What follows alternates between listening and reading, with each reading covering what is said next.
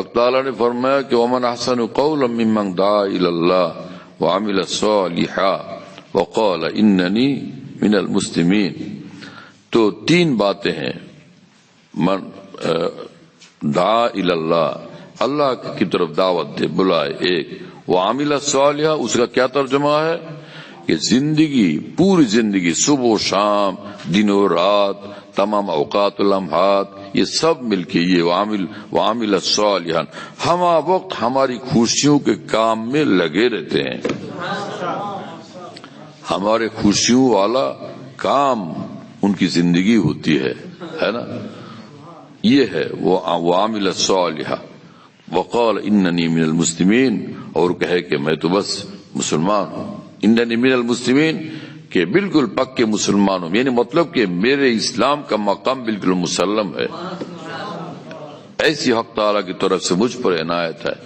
یہ تین باتیں ہوں کہ ایک تو ہے کہ عمل صالح ہو، اس معنی میں جو بتایا گیا، اس کو تفاسیر میں دیکھ لیجئے کہ ہی ترجمہ ہے.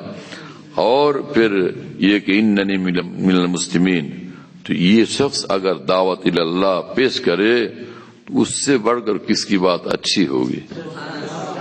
اب وہ عاملہ صالحان یہ نماز پڑھتے ہیں لیکن اب گھر پہ پردہ شرعی نہیں ہے، نگاہ کی حفاظت نہیں ہے، غیبت سے زبان کی حفاظت نہیں ہے، دل جو ہے حسد سے، کبر سے، عجب سے پاک و صاف نہیں ہے، تو عاملہ صالحان ان کو حاصل ہی نہیں.